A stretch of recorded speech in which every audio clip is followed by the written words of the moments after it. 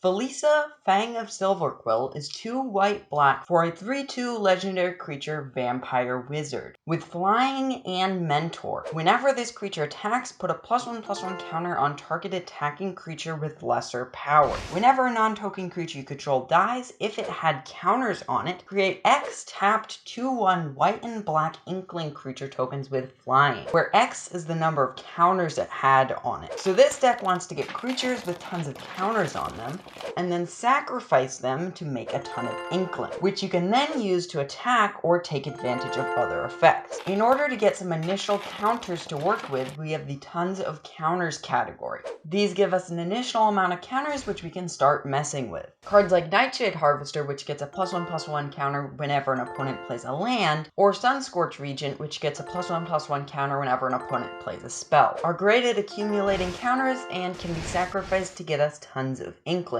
Once we have a few cards though, we can take advantage of the death counter category. These are cards like 9th Bridge Patrol or Unruly Mob, which will get a +1/+1 counter whenever one of our creatures dies. Once we sacrifice our creatures with tons of counters on them, we can turn those into inklings. We can then turn those inklings back into counters. Rinse and repeat. Say we have 4 inklings, a sack outlet, an unruly mob, and a 9th Bridge Patrol. We can sacrifice our 4 inklings to put 4 counters on both of those creatures. Sacrifice the unruly mob and put another counter on the 9th Bridge Patrol. And then we get 4 more inklings, which we can sack to put 9th Bridge Patrol up to 9 counters. Sacrifice it and get 9 inklings. With these types of interactions, we can make huge amounts of inklings. And with cards like Elenda, the Dusk Rose, and Nadir, Agent of the Dusk Elf, which will make tokens of their own when they die, and still get counters when our stuff dies, can be another way to duplicate the amount of tokens we have. Overall, this category allows us to turn our sacrifice into counters and then back into creatures, which gets good fast, and commonly enables other shenanigans or gets us more inklings. In order to kill these creatures so we can take advantage of them, we have sacrifice outlets. These cards will allow us to sacrifice our creatures for free at instant speed,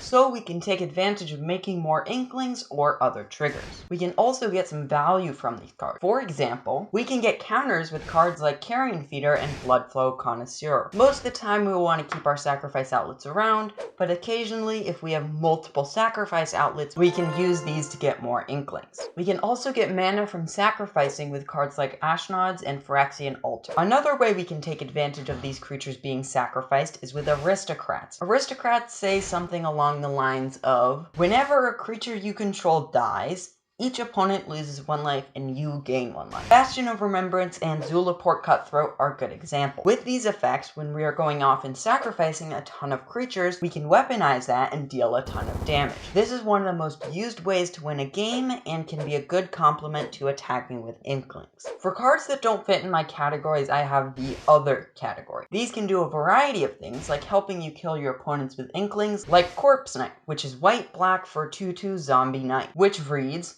whenever another creature enters the battlefield under your control, each opponent loses 1 life. And Throne of the God-Pharaoh, which is 2 mana for a legendary artifact that reads, at the beginning of your end step, each opponent loses life equal to the number of tapped creatures you control. We can also put counters on our creatures to make more inklings and or to make our inklings larger. Animation module makes us a servo every time we put a +1/+1 counter on a creature as long as we pay the mana. This can get us a lot of value and can even go infinite with something like Ashnod's Altar and Unruly Mob. We can get double tokens from Teysa Karlov and Anointed Procession, which makes going off with death counter cards and or aristocrats much easier. The Ozolith will also allow us to take the counters from our dead creatures and put them on another creature. This makes piling up counters and creating inklings much easier, and can even function as protection. If your stuff gets destroyed, your counters will still be on the Ozolith, which you can then move onto a creature. This deck is also resilient because most of our creatures will make a ton of inklings when they die.